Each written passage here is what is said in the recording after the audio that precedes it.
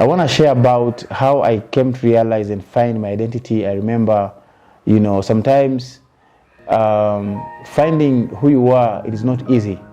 It really takes time because you have grown up in a system that is already developed. We find that you are born in a family that has values, that those values are what you follow. For example, you're born in a Catholic family, you're born in a Muslim or Hindu, so you'll always follow the ideologies that you find in the family setting. And before you realize, you're in the school. And so the school that you're also taking is going to influence you in terms of how you think and also how to believe in. So I remember, growing up in, Catholic school from primary to my high school. And, we all had this value from the Catholic Church.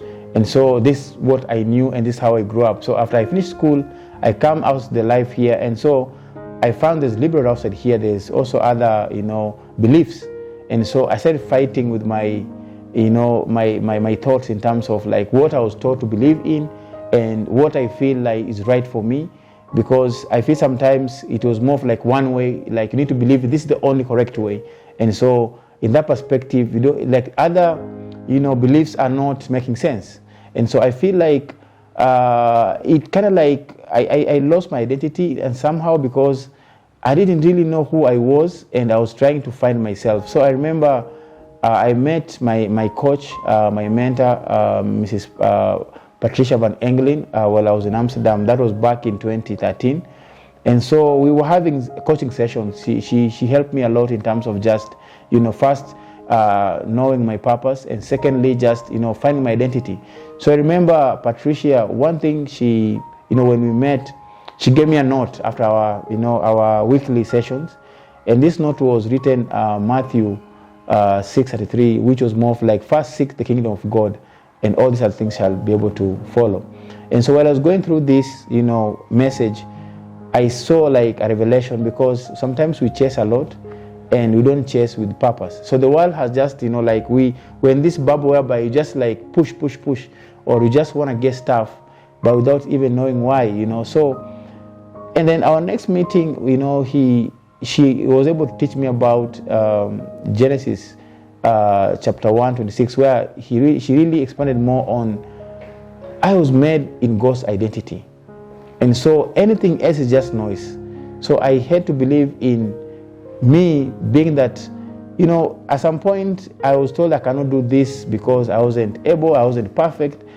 But when I realized that, when I read this chapter, it gave me hope that I can do it. I have the image of God. And being that I have the image of God, that's why I could remember I have these imaginations. Like I have imaginations in my head. I want to do this, I want to do that.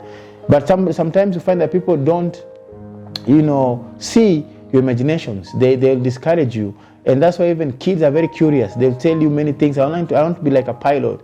And so we normally kill their what can I say, their passion when they're young by telling them you can't be a footballer, you can't sing, you can't do this. So I think it is important to understand that your identity is in God. And through God, nothing is impossible. We all have more than 9 gifts that you can be able to display at our disposal freely. But because of the society, you have been really put down that you can't do this, you can't do that. So for me, actually, it is to make sure that once you find God, you should know that you have the power to create. You have the power to do, to be able to display your gifts in the world canvas and share what God gave you. You can sing, you can be a dancer, you can be a footballer, you can do all these things because, you are made in God's image. And also you can be, a king in your own kingdom because, again, God gave us power. Not rule against man, but rule in the kingdom. So we are all born kings. But the world system has made things as if, there is power, the people who own powers.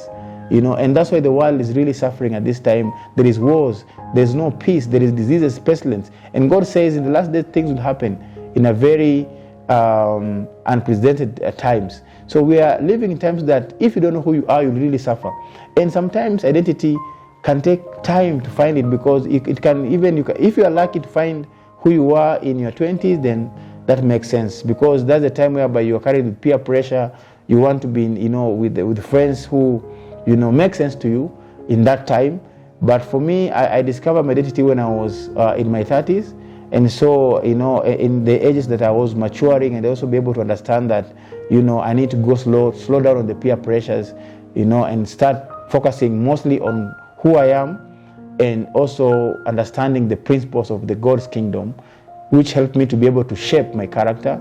And with that, I saw that I'll be able also to share the knowledge I was taught by my life coach, Patricia, to also the next generation that I'm impacting. And that's why I came up with the Youth Empowerment Program. And that's why I have passion to empower the young people, because it is better to give them this information so that they can start understanding early.